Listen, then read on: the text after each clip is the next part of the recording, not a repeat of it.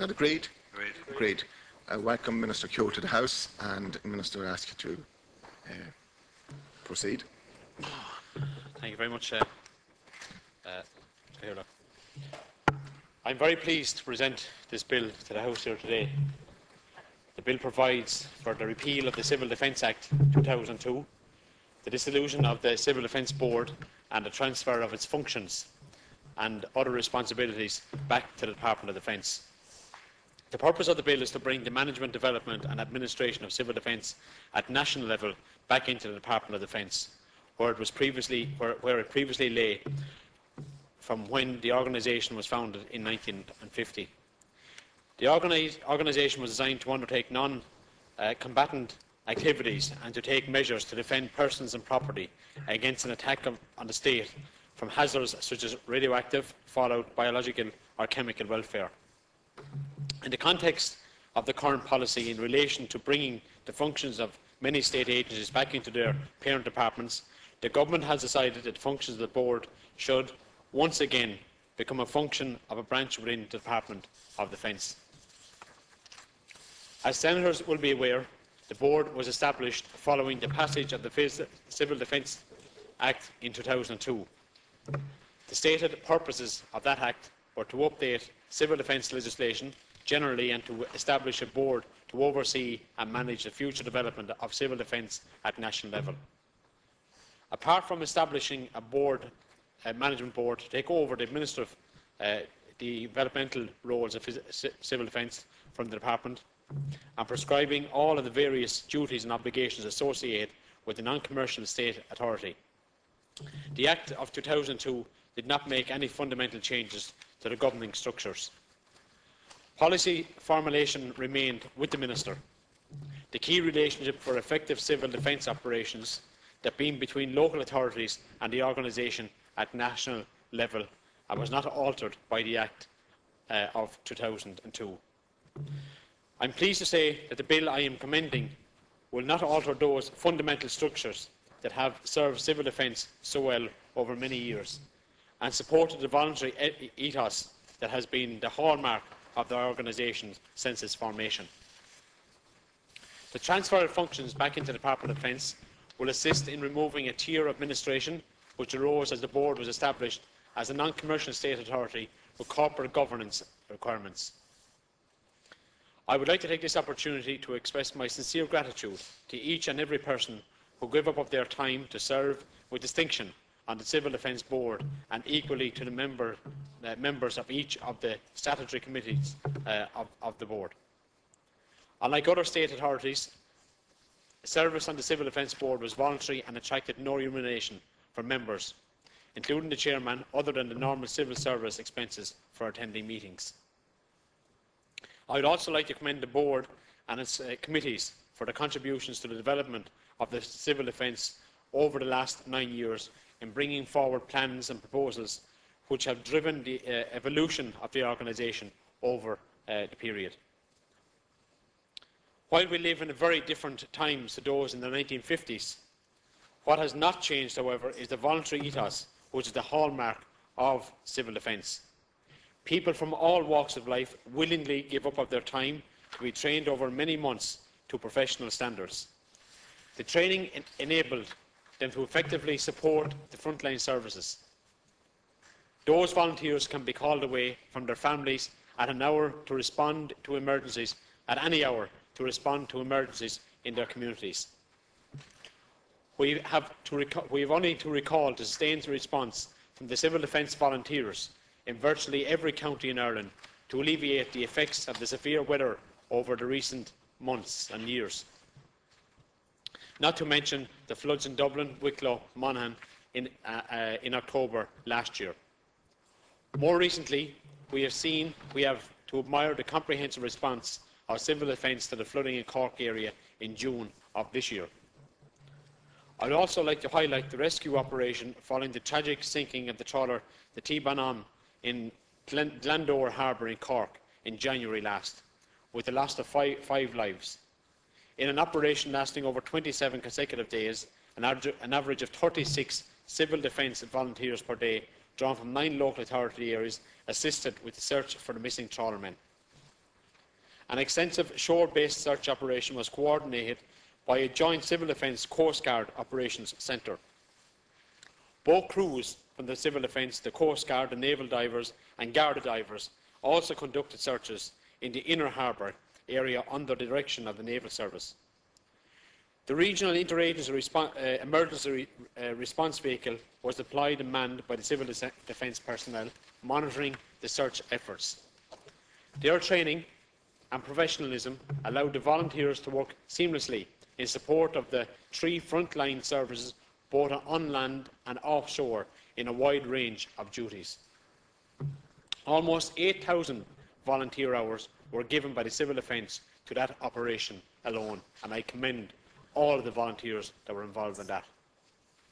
It was very apparent that the training, experience and motivation of all of the Civil Defence units involved contributed greatly to the successful recovery of the missing fishermen. Their efforts were highly recognised in the course of the visit by President Michael D. Higgins, Ugran Nahiran, to Union Hall last April, when he expressed his sympathies to the families affected by the tragedy and his gratitude to all the personnel and agencies involved in the search and recovery operation. And I also note that the Taoiseach visited the harbour during that tragic time. In addition to assisting the frontline services at emergency situations, Civil Defence volunteers were very much in evidence throughout the year, providing assistance at community events nationwide, from local field events to welcoming home our Olympic athletes, to major events such as the Volvo Ocean Race and the tall ships.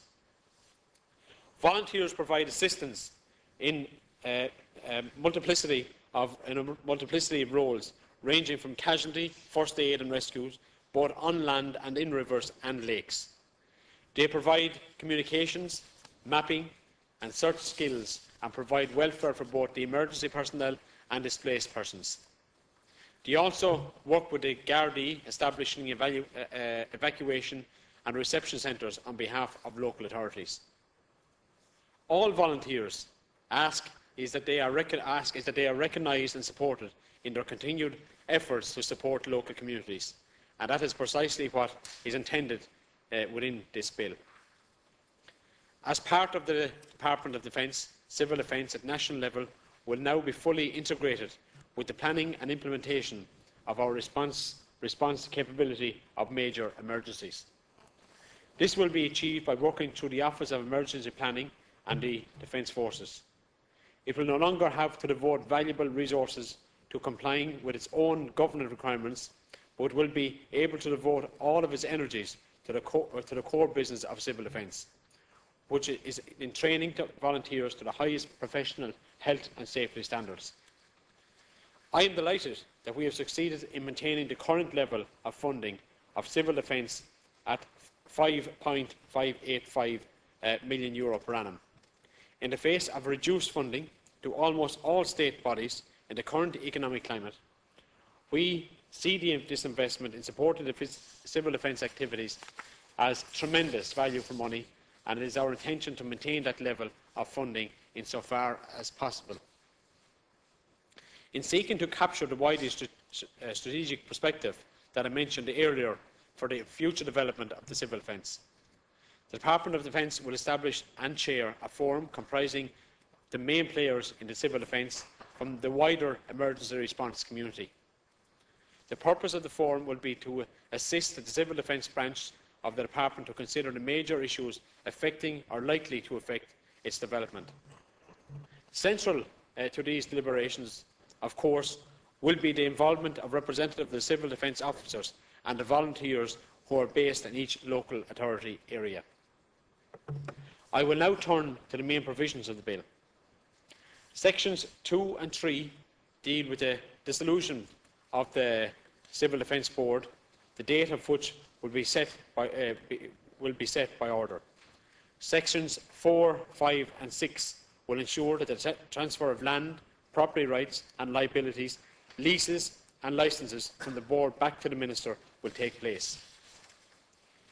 Section 7 ensures that any claim in respect of any loss or injury arising before the dissolution day lie against the Minister and not the board.